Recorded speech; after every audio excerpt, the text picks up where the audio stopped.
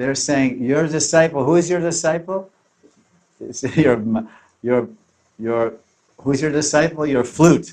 And your flute has a bad mouth. And what does a bad mouth mean? It means that gully. You know gully? Gully means, is it right? Gully? Dirty words, bad words.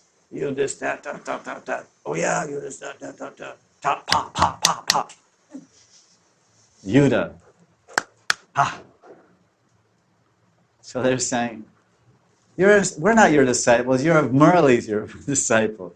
Shadi Muralim. Then they say, Hananti Maryaram Shiva Shiva Pare Pam Shiva. So they say, alas, alas, your bold flute robs our modesty and carries our hearts to Bhagavan.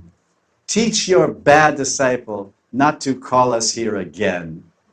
Because Krishna is Muralidhar, and he came to the banks of the Yamuna, and he played his Murali, which is only for the gopis.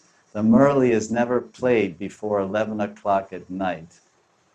It's magical, it's mysterious, it's enchanting, it's hypnotic, it's captivating, it's romantic. It's the Murali, Muralidhar.